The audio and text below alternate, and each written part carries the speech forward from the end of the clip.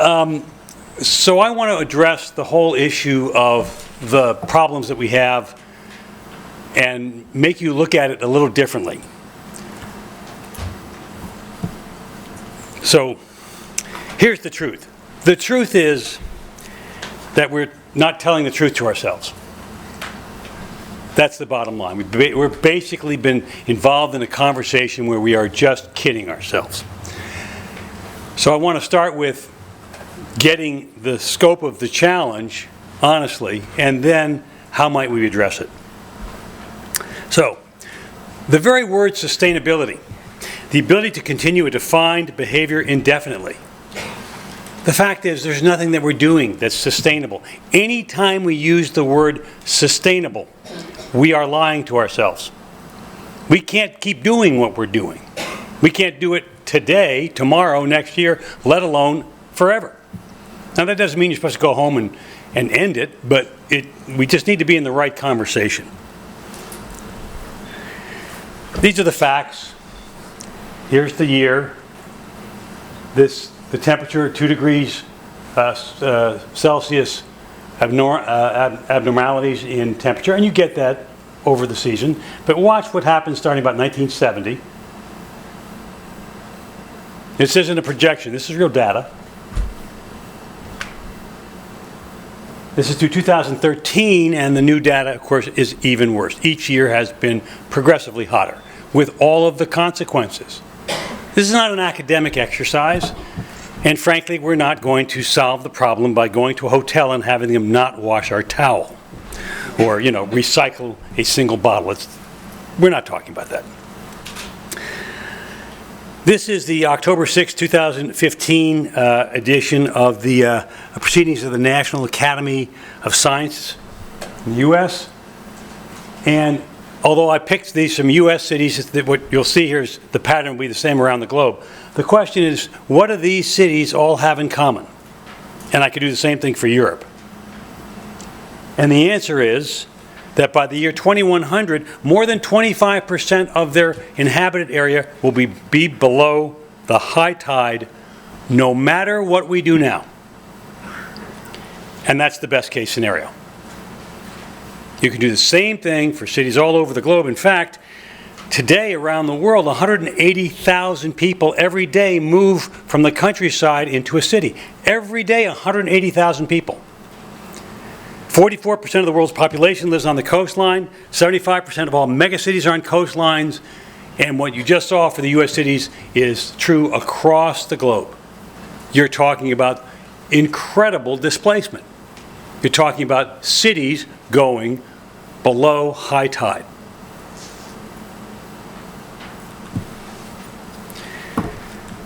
Those are facts, just a few. What are the myths? What are the stories we're telling ourselves about these problems? Here's one. Our clean, renewable energy future will save us. We all like to think that. But it's not true. Here's why. Look at GDP growth. Right? This is us, OECD countries, but China, India, other rest of the world. Look at what's happening in the next basically 25 years. It's almost doubling.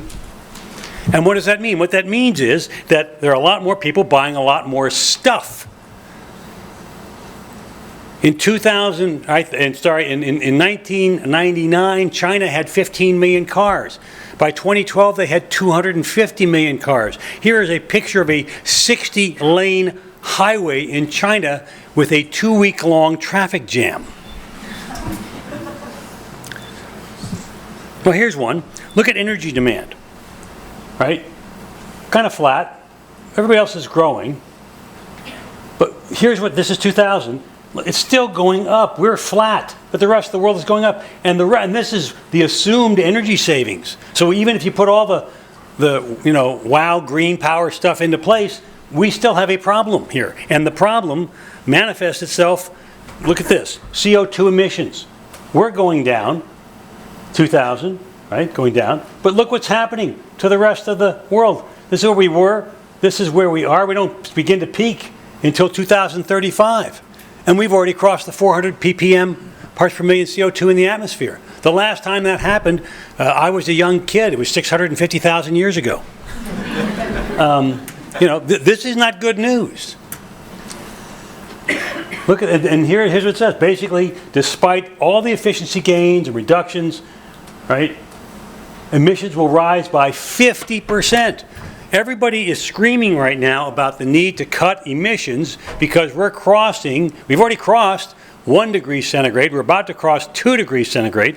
And at 3 degrees centigrade, basically life as we know it on this planet changes dramatically for us. But you can feel good if you recycle your bottle. Here's a second myth. The Sustainable Development Goals. There's that word again.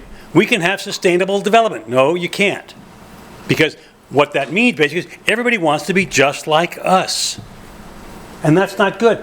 8 million metric tons a year of plastic waste is showing up in the ocean, 80% from the land.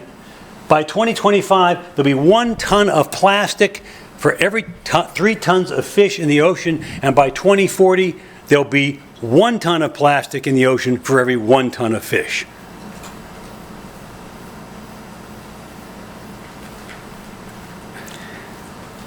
I was one of the presenters up in Coley, at the Coley Forum earlier last year, and this was a presentation by Janusz Ponacek, who's with the UN. He co-chaired the International Resource Panel, and this is one of his slides. This is the development trajectory. This is the sustainability, the biocapacity right down here. South Africa, China, Brazil, Russia, Japan, USA, and India's trying to get up here. We're already so far beyond the biocapacity. What are they talking about, sustainable development? Getting more countries to look like us? And when you go to developing countries, you see that. Right? China didn't build maglev trains. They went from 15 million cars to 250 million cars because they wanted to look just like us. Here's another myth. We have time. It's okay. We know we have a problem, but we've got plenty of time to get this under control. By 2030, that's 15 years from now, I'm working on a project for fun for the redesign of the Market Square downtown, because I think it should look better, finished design. And when I'm working with the city has been studying the market redesign for 20 years. 20 years to study what to do with tents in the Market Square. So now you have a global problem. You've got 15 years, and in 15 years, a blink of an eye, we need 50% more energy, which is going to be responsible for those carbon emissions. We'll need 35% more food. This is because we have 8.3 billion people by 2030. And here's one. This is from the Global Risks 2014 9th edition World Economic Forum. It's in the 2015 as well. And here's what they conclude. They conclude, in every sector, demand for water is expected to increase. Analysis shows the world will face a 40% global shortfall of fresh water in all sectors between forecast demand and supply in 15 years. In 15 years, agriculture, industry, commercial, residential, all sectors on average globally will experience a 40% shortfall in available fresh water. That is, by definition, a systemic failure. It causes systems to break. And it is so large that by definition, it's also known as hystereistic, meaning it breaks and you can't fix it. You got 15 years. Have you heard anybody talking about this? I have. Okay, that's good. One guy. Okay, great. Yourself. Well, you're talking, right? Yourself, like me. I talk to myself in the morning in the shower, right? My kids call me the place where fun goes to die. I heard that too. So, hey, you want to go out for drinks? Not with Bruce. Hell no. Okay, and here's the last one. There's a magic technology out there. How many times we've heard, oh, we're going to solve this. There's a technological solution. Sometimes you just have to believe in a rainbow, butterfly, unicorn, kitten. There is no technology out there that's going to address these problems. And if there was, How long would it take to actually scale it? And who would pay for it? These are not small problems. These are monumental problems. These, in fact, are existential problems, meaning they threaten our existence as a species. So the opening of this is not to make you, the takeaway is go have that second damn dessert you want with lunch. But it is not to make you feel depressed as much as it is to, let's get serious. So let's talk about what we need. Is there a path forward? And the answer is yes, there is a path forward. But not necessarily the way you're thinking. The magnitude of the opportunities match the magnitude of the challenge. There has never been more opportunity for Finland, for globally, for people who are willing to think and act. But that is not, the fact that the opportunity is there does not diminish the challenge. And what I'm about to show you is, I don't think we're addressing the opportunity correctly.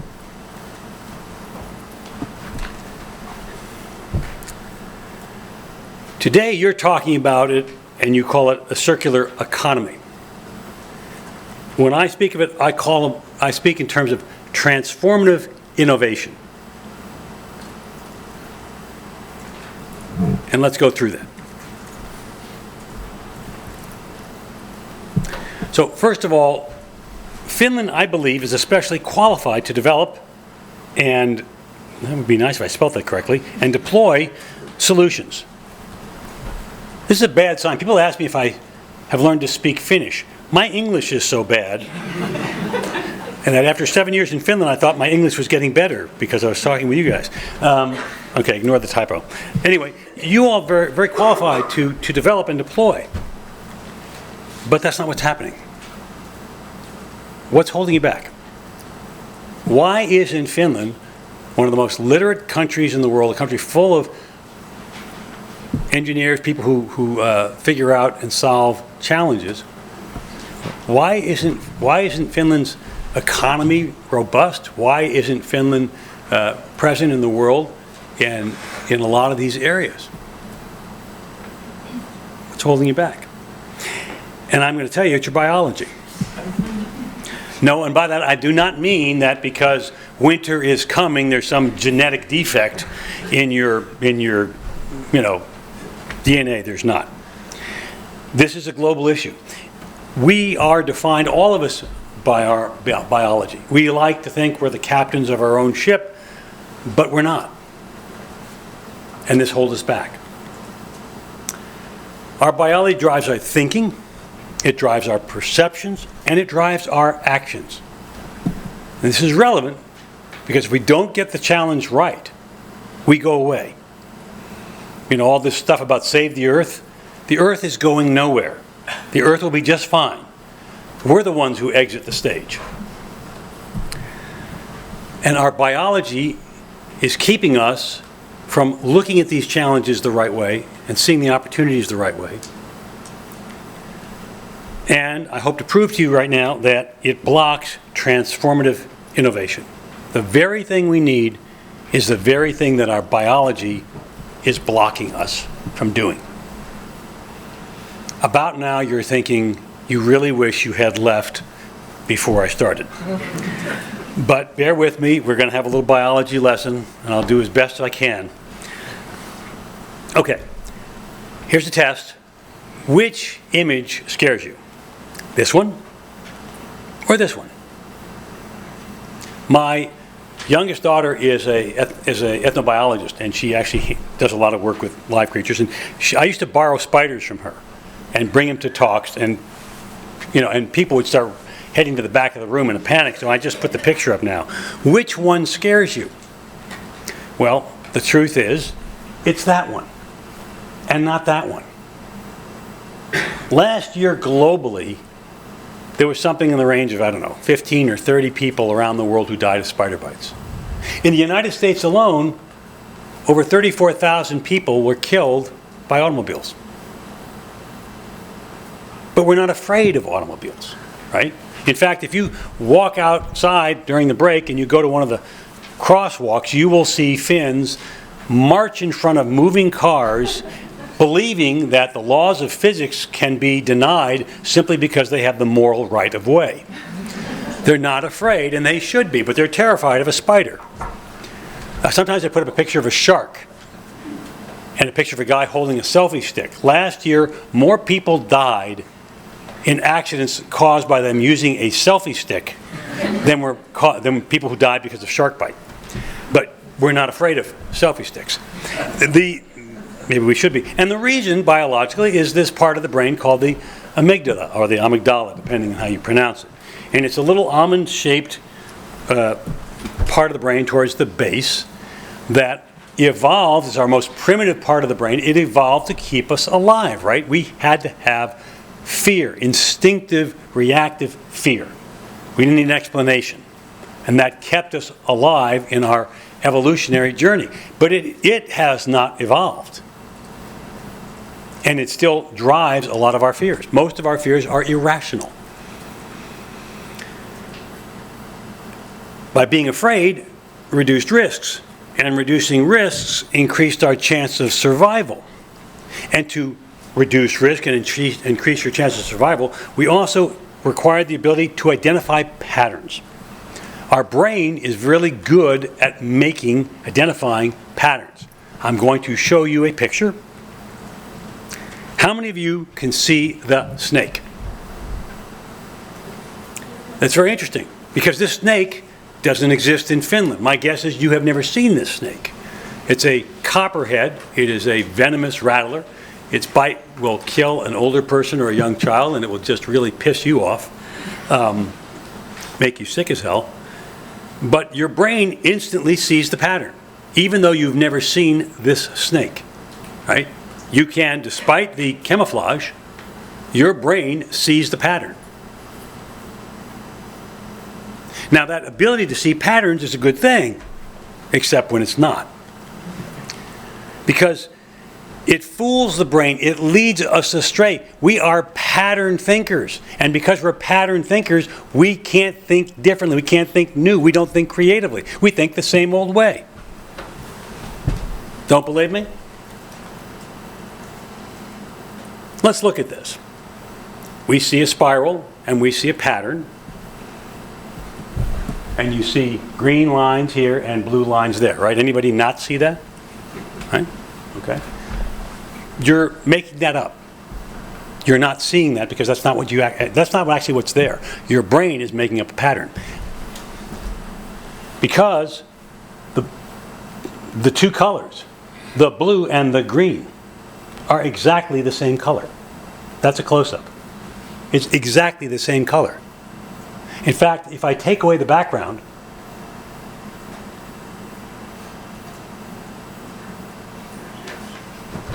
your brain is creating a pattern. You're seeing something that's not true, but you believe it. How about this one? Again, seeing what's not there. Who sees the white triangle? There is no white triangle on the screen.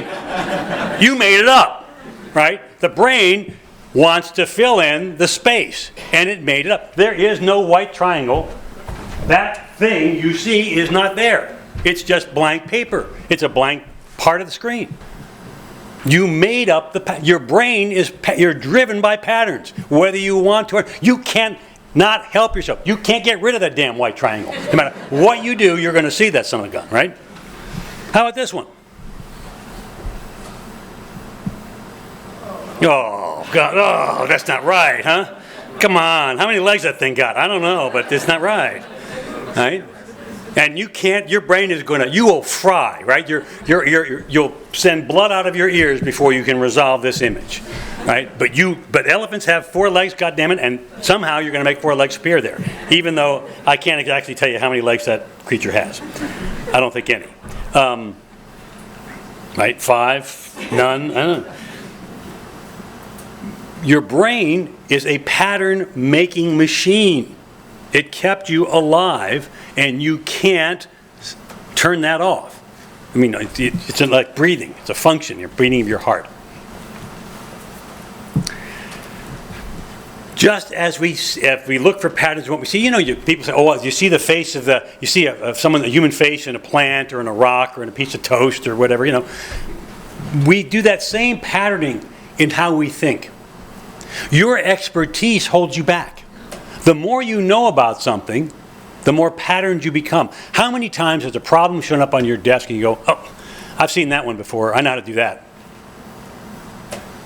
You're a pattern machine. You're not being creative. Think about when you watch a child, your kid or grandchild or somebody else, watch a 6-year-old play in the sandbox or outside with friends. And as parents or grandparents, we look at them and go, God, they're so creative. Why? Because the pattern isn't set yet. How many things does a 6-year-old experience a day where he or she can't say, oh, I've already experienced that, I know what that is, right? Most of the world is all new to them. So there's no pattern, so their brain is being very creative. But because you're a pattern, and sorry, especially as scientists, engineers, right? You guys get right in the groove. And your brain loves that pattern. You feel real comfortable, It's like accountants who love summing up numbers at the end of the page. This concept of Kaizen, the Japanese concept of continuous improvement, is death to creativity. It's wonderful for the bottom line, right? That every process gets a little bit better. You save a penny, you save a quarter penny, you save a nickel. But you end up with, if you started with crap, you end up with more efficient crap. But there's nothing creative there. Kaizen is the death of innovation. It's continuous improvement, right? If we keep doing what we're doing, we go out of business as a species. Kaizen can't possibly be our solution. Right? Kaizen produces change. And change is a dead end for us. Let's take that and make it easy. Look at the light fixtures, the street lights outside. Finland has more street lamps per linear meter than any country in the world. And there's sodium vapor and mercury vapor. And sure, you could change light bulbs and put LED in, and they are much more energy efficient. That's good. They cost less over time, with fewer repairs. And it's good. The light's better. Everything's good about that. And that's change. It's Kaizen. But the truth is, you would never design a lighting grid like that today. You know what that's based on? That comes from the days when they were using whale oil to lamp street lights. With digital technology, they'd be instant on, instant off. They'd be perceptive to when someone is coming or going. You can do all sorts of stuff with light wavelengths, reds, blues, all that kind of stuff. You could put them low on the ground. There's a million things you could do with a lighting grid, but you'd never design what you have. But we keep changing it. We make it better, but it never, in fact, improves. It gets more efficient, but that's it. And like I showed you, efficiencies won't get us to where we need to go. Believing that solutions for today's problem can come from change is a biological limitation. It's a victim of our biology. How is that possible? Because we are linear creatures. What do I mean by that? Whether you're 8 years old or 80 years old, every day has 24 hours, has 365 days a year and year and year and year and year. We live biologically in a linear way, right? Our clock runs linear. And that is how we evolutionarily see change. It's okay. The problem is, for 150,000 years, problems and opportunities and solving them in a linear fashion worked. But it doesn't work anymore. Why? Because we don't live in a linear world. We live in an exponential world. And I realize many of you are engineers, but we're still going to go through the difference between linear and exponential. Because I don't think you all get it. Anybody here have a newspaper from this morning? You all still read newspapers, right? Okay, so we know what a newspaper, a sheet of newspaper is approximately 0.001 centimeters thick. Real thin. And kind of like a euro note, right? Thickness. And let's make an assumption. I want to assume that this morning's newspaper had 46 pages, which would be 46 times 0.001 centimeters. So the whole paper would be 0.046 centimeters thick, right? About like that. That's linear. That's how we think. But now I'm not going to let you do that. I'm going to force you to take on a exponential view of the world. The paper, thousandths of a centimeter. If we fold it, one sheet, if we fold one sheet, somebody in the corner? Hi, Mom.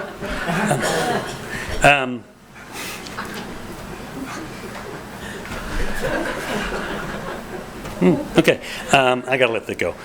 If you fold it in half, you get to 0.002, right?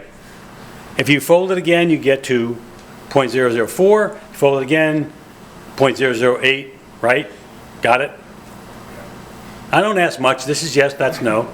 Yes, got it, right? Okay. So let's scale this. After 10 folds, if the paper was stacked 10 sheets thick, it'd be 0.010 centimeters. But if we fold it 10 times, it's already a little more than a full centimeter thick. First question, how thick after 17 folds? 17 sheets, 0.017. After 17 folds, 131 centimeters. After 25 folds, remember 25 sheets of the newspaper, half the newspaper is only about that thick in a linear way. But after 25 folds, after folding a piece of newspaper 25 times, it's as tall as the Empire State Building. Here's the bonus. 45 folds. Take a piece of newspaper, fold it 45 times. It'll stretch to the moon. And if you fold it that 46th time, remember the same size as the newspaper in total, 46 sheets, 46 folds will take you from the Earth to the moon and back. We live in exponential times. 100 years ago, knowledge doubled once about every 100 years. By the end of World War II, knowledge doubled. Remember, doubling is the folding of the paper. It's not stacking, it's folding. It doubles about once every 25 years. Today, knowledge doubles on average about every 15 months. By 2020, IBM estimates that human knowledge will be doubling once every 12 hours. Remember, I'm not linear. It's not 1 plus 1. We're folding. And therefore, it folds on itself twice a day. Right? We can't biologically, we don't think that way. We are linear. But yet, everything we are facing today is an exponential challenge. And if you don't think that way, we're going to get caught up short. You have a scale problem. We simply can't deal with the scale. Now, we can understand incremental change. Reproductive thinking will not solve the problems of exponential velocity, right? Reproductive thinking is what we do when we keep doing the same thing over and over again. That's that whole piece. We get it logically, but we just don't want to hear it, right? You can understand it, but that's not how we go through our lives. It's called cognitive dissonance, but I like to call it adaptive ignorance. You got to go home and live. I mean, this stuff can be overwhelming. And again, this is a biological problem. In order to be effective to concentrate, the brain is designed to employ a filtering system. And the filtering system is the reticular activating system, part of the brain, and it basically filters out this immense data set that is awash around us at all times. And I'll give you a simple example.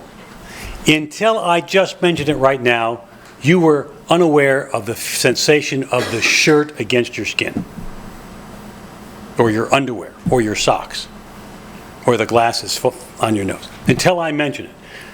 The data is always there, but the RAS filters it out because it's not relevant.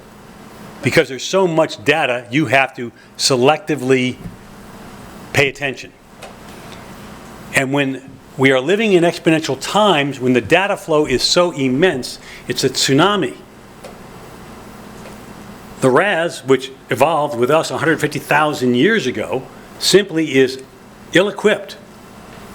And hence we live in a state of cognitive dissonance or adaptive ignorance. Right? We simply filter it out. It's not your fault.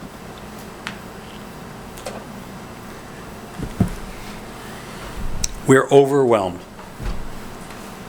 We don't even like to think about the reality of the problem, the scope of the problem. Our species is on the brink of extinction because of what we have done. But we feel good about talking about recycling and buying green products.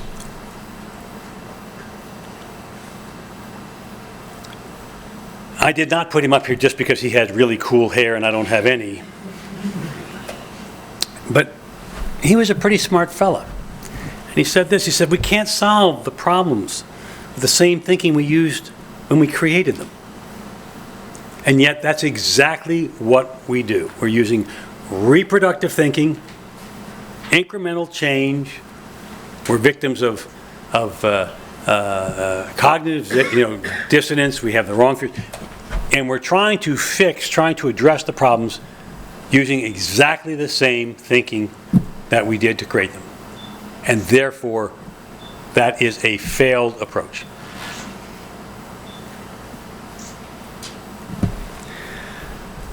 So to be really transformatively innovative, and that's what we need. You can do it in 3 simple steps. They're all of this, they're just 3 easy things to do. I'm not an engineer. I'm not going to invent anything. I'm not going to solve problems because I don't have the know-how. But I do have an understanding of the problem-solving process. 3 things. Number 1, examine your fears. Find ways to break free of your evolutionary instincts. Most of us live in a continuous state of fear. We're afraid of this, we're afraid of that. We're afraid of making a mistake, we're afraid of failing, we're afraid of what somebody else might think, what somebody else might say. All that nonsense. You're on the precipice of going away. Us, our kids, our grandkids, the next, right? Does it really matter what your neighbor thinks about your hairdo? Or that fact maybe you made a mistake, or you're iterating in the process of trying to solve the greatest challenges in the history of our species? Really? You're walking around being afraid of sharks or spiders. It's the wrong thing. I'm not suggesting you're supposed to go out and swim in shark-infested waters, but that's not a risk for most of us. How do you get real with your fear? Put your brainstem, the early reptilian part of your brain, how do you put that on ice? The second, don't be fooled by patterns. Patterns hold back creativity. You want to solve a problem, surround yourself with really smart people who don't know a damn thing about your business. They're not going to be patterned by what they already know. They're going to have to solve problems differently. What do you do in your world to break being a pattern thinker? In my case, I always move on to something new. I'm always taking on something that I don't know how to do. And it trains the mind to be creative. And finally, think and act exponentially. If your process, your solution, your timeline is linear, you've lost. You've lost. It is no longer a linear world. It is an exponential one. Now, these aren't easy, but they're critical. And the problem is critical. And you're here because you are not only intellectually committed, but you're emotionally concerned. You're committed to do these things. You're committed to come up with solutions. And if you're not in the right frame, we're not going to get this right. I can stand up front and bullshit with you guys all day long, but I'm not going to solve a damn thing because I don't know how to do it. You do. But you just have to stop doing it the way you've been doing it because it's not going to work. So I leave you with this. Go do what Finns do best. Solve problems. But just do it in a way that's transformatively innovative. And then we got a chance.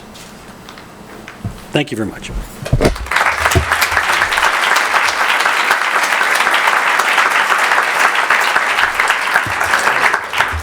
Thank you very much, Mr. Oreck. A very interesting presentation, especially because we are talking about change here all the time, and I bet this gave us a lot to think about. Now we have a possibility to ask and comment. Just have the microphone here. All right, thank you very much. I dare say that I'm depressingly of the same opinion as you. And We definitely need to have a beer together. yes, I agree. But I like everything of this, despite the absolute, let's say, the kind of absolute truth in it. But I would suggest that the circular thinking is also extremely important in connection with the exponential.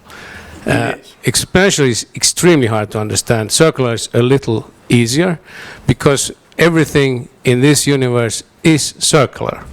Right, but if you're going around the wrong circle, right, it's hard to make progress. That's true. That's on the, let's say, everyday life circle. But I think humans have to understand that they are all, every second, they are part of a circle, which is circle of life or the cosmic circle. That's an issue that we're here and we got what we got, that's all we got, yeah. But I think in addition to what you said, the real insight that we are circular, everything is circular, is a piece of this puzzle, of the understanding puzzle. Yeah, I agree. Thank you. Anyone else? There on the back.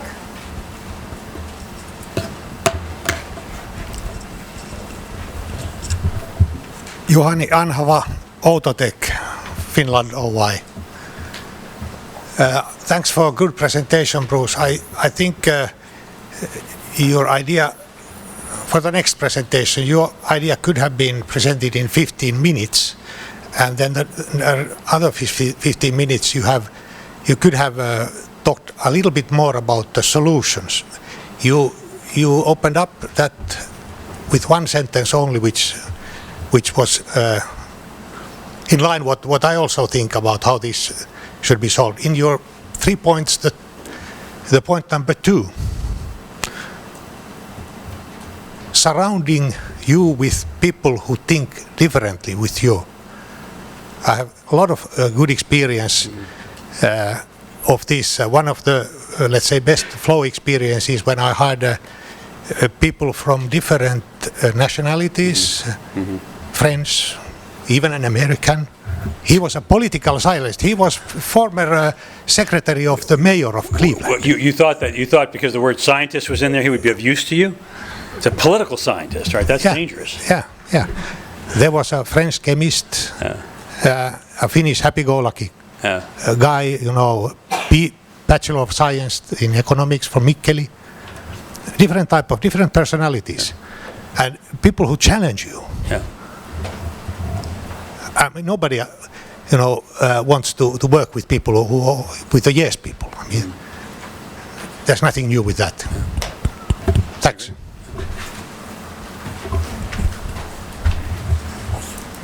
Okay, we have in the middle there, the next one. Kati Benninger from Tyrsky Consulting. Thank you for your inspiring speech. I have a short comment about breaking the patterns in thinking, because I very strongly feel we should be working more with youth, because what I see at home with my teenagers, they are breaking my patterns of thinking every day. Look at me, I'm a wreck, I had kids.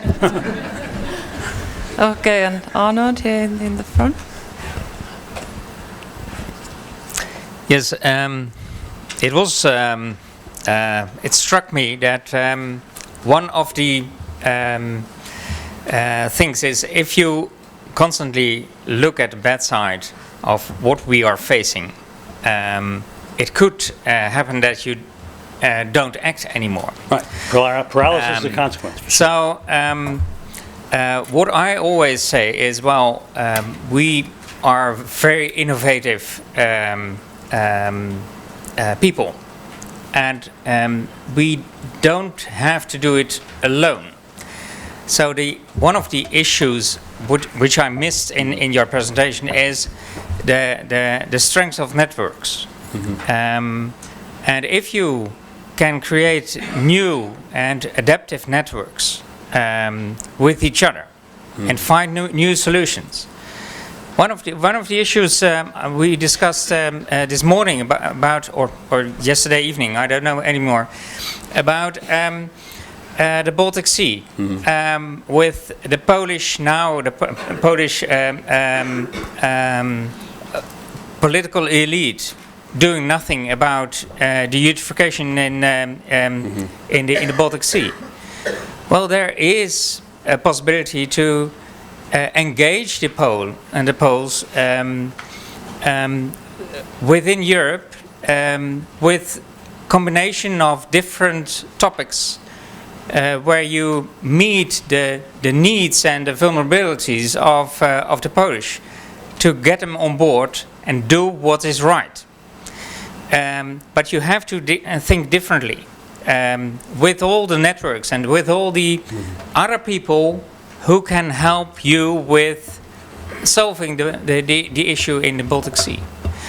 So it's a different kind of thinking. But think about what is the real goal and how to achieve it, and start doing it, and start talking with different people from different countries, from different experiences, and it is possible to change the world. And that was one of the things I was struck the last couple of weeks, is that it can be much faster, that's exponential, the way we act on recycling of nutrients, about saving the world with the right amount of food, water and energy. But we have to act now. Yeah. Sorry. Thank you. Was there in the front someone? No? I also have. Okay.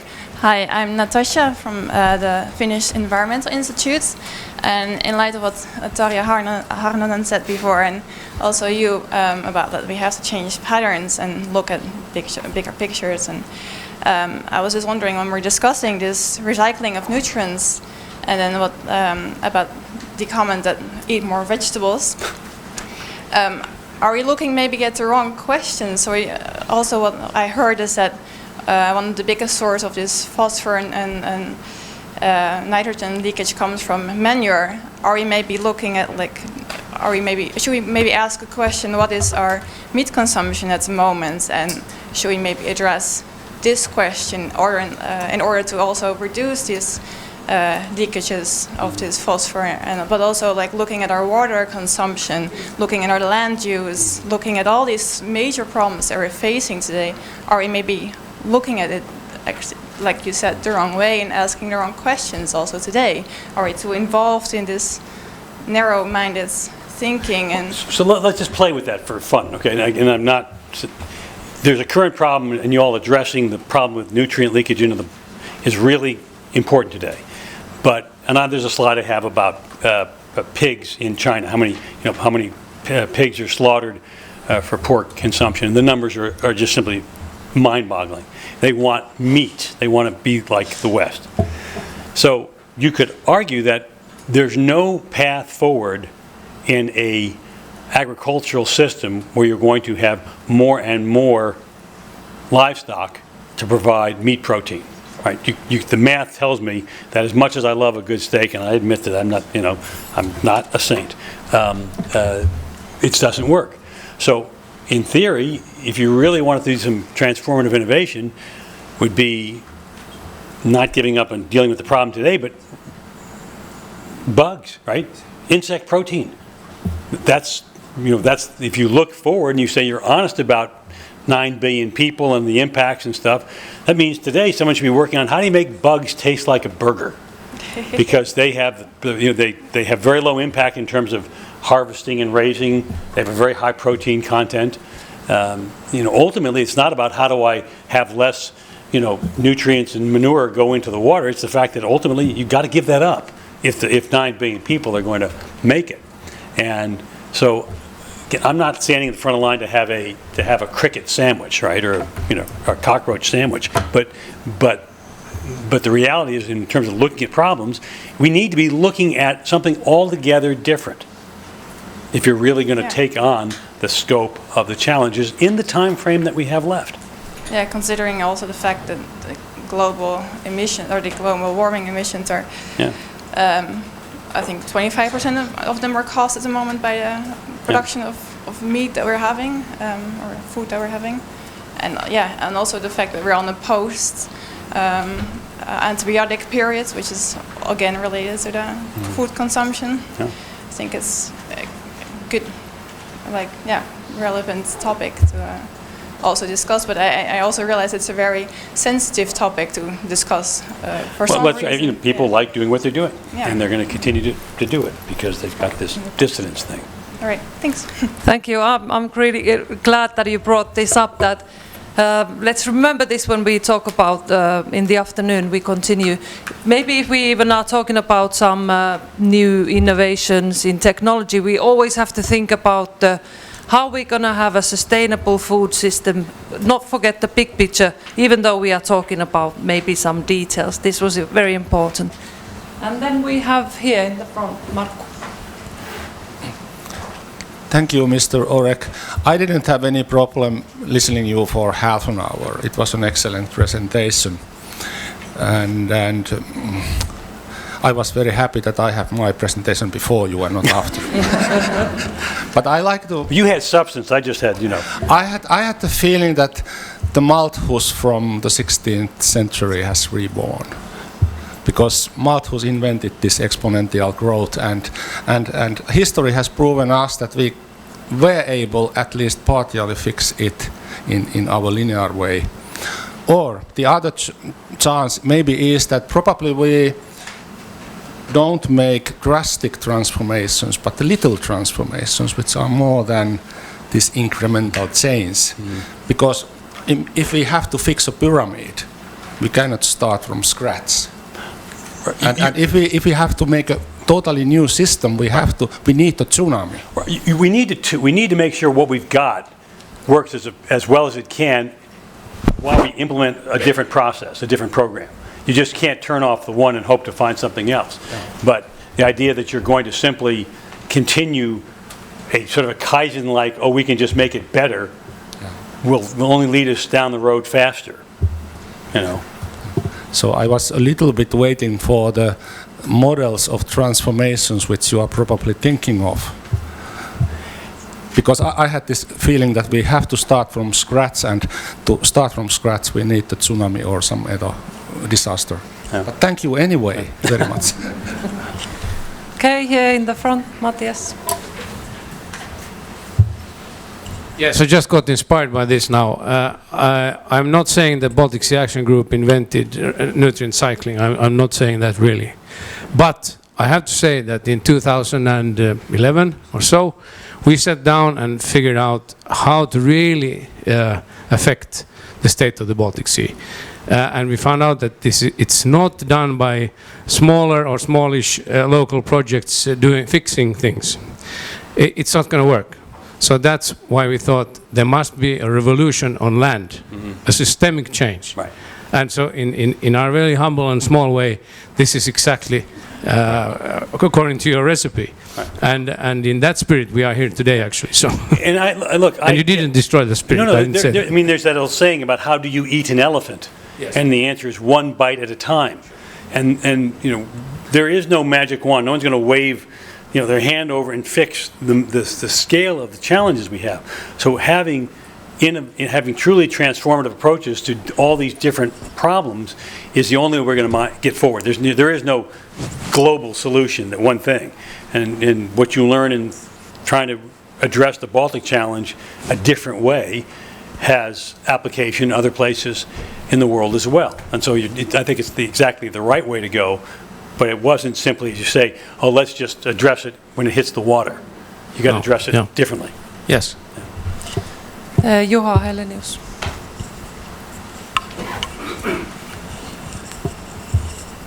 Juha Helenius, University of Helsinki. I really liked the point you made about the need of having these transformative systems. And then I started thinking what we worked here yesterday when we started this in Finnish, this seminar. And the whole day we, more or less at least me, I was thinking of a system change to some new, better stage, but not how we might keep it transformative. So I feel what I got is that it is really big challenge to start doing something like this, thinking of new ways to deal with nutrients in the food system, without thinking that there is a good system that we should aim towards. My Finnish is really bad, but when I look at it, the word for change and the word for transform is the same in Finnish. And it's in English, it's a very different word, right? It's a very different concept. So I've been searching to find a better way to express that in Finnish, but I haven't found it yet. Over here.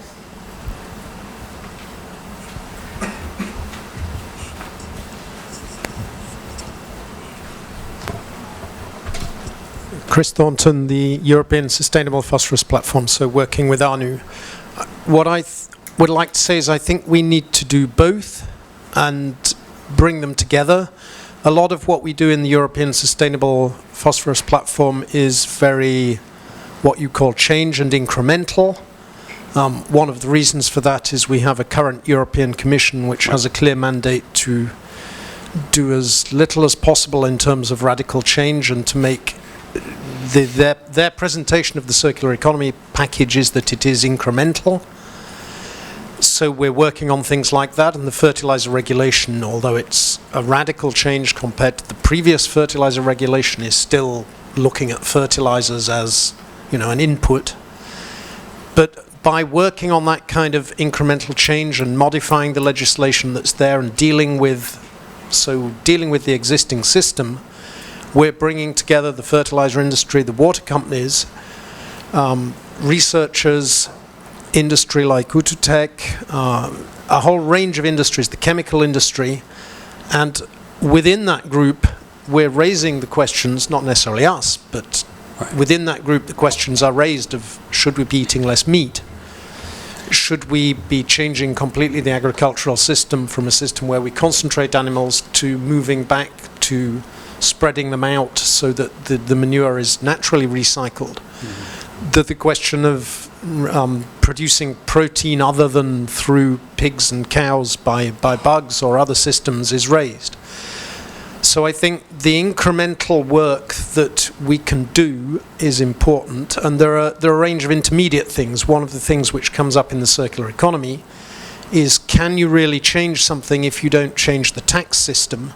At the moment in Europe, there's a lot of tax on jobs, something like 100% in most countries is tax on jobs, which pays for things like retirement and social security. The result of that is that recycling is much more expensive because it's job intensive. At the same time, we'd actually quite like to create jobs. But changing the tax system is pretty radical in the way, compared to the way the current European Commission I get all of the things that you're doing are good. That's not the challenge here. No. But let me just pose a different approach, right? I didn't make up the numbers on water. You can get that from a lot of different sources, and they all point to the same result. If I'm telling you that within 15 years, it's not 15 years and it happens, but this is a progressive problem. 2/3 of China's cities are already in a water shortage. If I'm telling you that within 15 years you have a 40% shortfall, then one of the challenges here is, sure, you're dealing with additives to the cycle, the phosphates, the other fertilizers, and the runoff consequences. But what if I told you that, okay, your entire agricultural system in 15 years is likely to collapse because you don't have enough water? You know, the industry can't run and make the fertilizer and give you the water for the crops and people, you know, food on the table and stuff. Transformative innovation here would mean, okay, if I have to abandon the agricultural system as it exists, instead of spending time trying to improve it, I have to abandon it and start anew. And how much work is done on that? It's not to say that the work that's done on improving what you have and reducing the impacts, it's very important. But if in 15 years that system goes away, you don't want to, 14 years from now, you know, wake up and go, holy shit, you know, I mean, I'm really, you know, your problem goes away then, right? The pig problem goes away. Because we're arriving at that point, right? That destination is coming and the train's moving quickly. 15 years is nothing. So transformative innovation to me means that you've got to look at that system no longer works 15 years from now. Or as you know, as far out as 15 years, it's done. That's a challenge. Yeah. I got the permission to continue a little bit along these lines. Yeah, I'm beginning to feel like I'm not in Finland. I can't believe this discourse, you know. One. Did I get off the wrong plane? You know? One relieving thought for all of us might be that often when we are discussing these system changes, we now are using the word adaptive, and then when we are talking about bioeconomy, we are often referring to as the need to localize. Right. So one of these ways to have the new system maintaining some out of the pattern thinking and being transformative might be that we use the strength of localizing, diversifying, in order to keep as a whole, at meta level, the system transformative. Yeah. You know, I would say one of the strengths of Finland is Finland has a very robust and wonderful relationship with nature. So many countries have lost that. And one of the areas where there's actually a lot of very interesting and very meaningful and optimistic work going on is in the area of biomimicry, looking at how nature has addressed the problem. She's had billions of years to solve the problem, and it is totally circular. And so, you know, we as humans love to say, well, we don't have to listen to that. We've got our own. Well, it's not necessarily as good. And so, you know, if from a Finnish point of view, your relationship with nature should inform your thinking. It doesn't mean the answers aren't there for you, but how you approach it. And instead of a man-made artificial system, which we're then trying to solve by reducing pollutants and such, is how do Finns take their nature relationship, this really profound, wonderful relationship with the nature, and use it to inform their thinking so that you guys are leaders in the area of biomimicry, right? That to me is transformative innovation. I don't have to tell you what it is, but you know, that's thinking altogether differently, not in the same pattern. Okay, there on the back. Yes, thank you. Kari Tiilikkala from Fluke. I'm very happy that you mentioned the idea that whole the farming system may globally collapse, because that's what we have to think. And my ideas are based on my experience in Egypt. I have been working 5 years there. So combining this idea, circulating organic matter of using fertilizers, is connecting to the soil fertility and water use efficiency.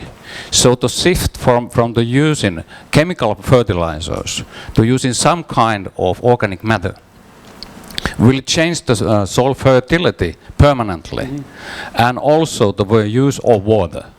And as you mentioned, the water will be the limiting factor globally, thinking whole the farming systems.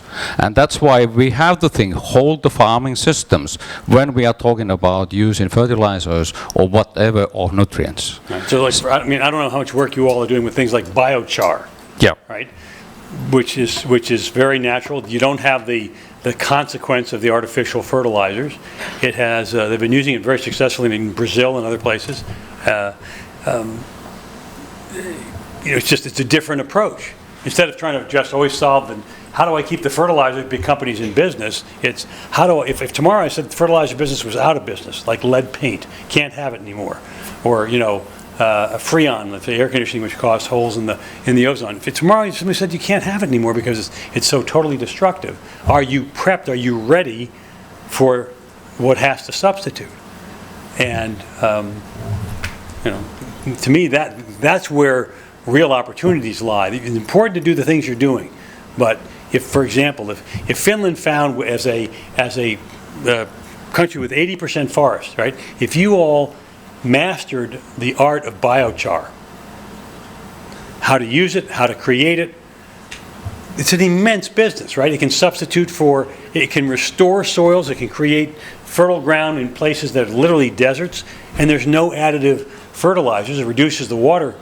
So here's an entire industry that's basically in its diapers globally, and you're sitting on 80% of your country's forest, your relationship with nature. What about biochar? Then that's just one thing. Yes, and on one point we have discussed that who will pay. And I think that's also an important issue at this moment. If we are not helping the people to get food and feed, we will pay anyway. We will pay it anyway, sooner or later. This is not so much about who's going to pay, it's a question of who's going to profit. If you're going to substitute the entire fertilizer industry with something else, something different, something truly transformative, someone is going to make a great deal of money. And again, let's just, for the fun of the example, if every place you're using fertilizer, you could substitute out biochar. If you were the masters of biochar and had, patents on that stuff, a lot of money will be made there. Okay, Chris. I'm a great believer in thinking outside the box, and I would very much like to move away from mineral fertilizers, and I've been asking the question to people for the last 3 years. The answer is fairly clear. Without nitrogen fertilizer, you can feed 2 billion people in the world, roughly. Phosphorus, no one is capable of giving me a very clear answer, but I suspect it's something similar. Biochar from wood obviously contains no nitrogen and virtually no phosphorus, so it doesn't really help. So whether we like it or not, we've got 8 billion people. I think many of us would agree that it would be nice if that stopped rising, but it isn't going to overnight. If we want to actually feed them, then mineral fertilizers used sensibly and appropriately are part of the system. Right, but look, so let's just play with that, right? Yeah. So if you let's assume that you can't get away from nitrogen and phosphorus, even though we're out of phosphorus supplies, but maybe it's time to simply look at the farm system and say, we can't do this anymore. So we've got to go to either hydroponics, right, or some other equivalent where you're running massive greenhouse operations, where you're controlling all of the aspects because of the consequences of what you're doing. And obviously there are a lot of vested interest in people who say, no, we want to sell lots of fertilizer that gets washed off the soil. The people who run greenhouses are much more efficient in their use of nutrients. They have to be, and they recycle them better, right? What would happen if the EU said, I'm not a farmer, I'm just a consumer.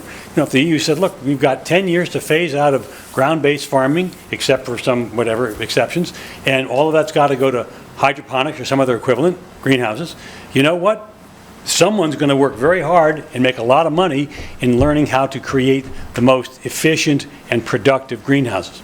But we don't put a lot of resources, I mean, some people do, but relatively the resources that are put in that kind of thinking are relatively small compared to what's in the traditional agricultural business. And again, I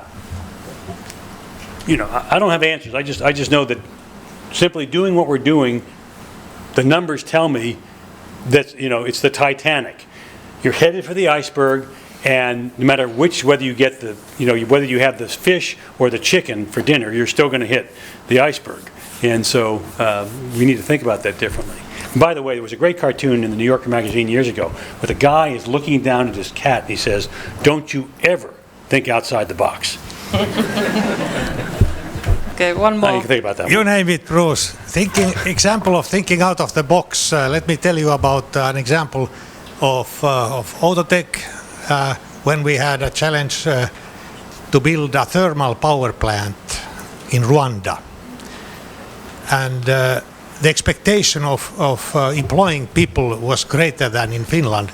In Finland, we can run this kind of plant with 25 people max. But in Rwanda, I mean, when we started to talk about the manning, I mean, they start to smile and say, no, you can't be serious. We need to employ more people. Okay, we had a serious project meeting, internal meeting after the meeting with the client.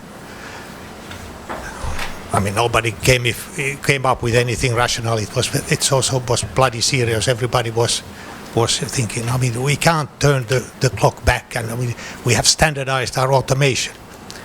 Then we had a coffee break. We started to telling jokes, and somebody got back to the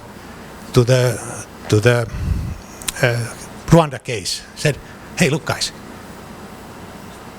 What if we leave the elevator out? We simply leave the elevator out. It's a 15-floor building, and we need to employ for the maintenance at least 15 people more, one for each floor. Leaving simply the elevator out." Thank you.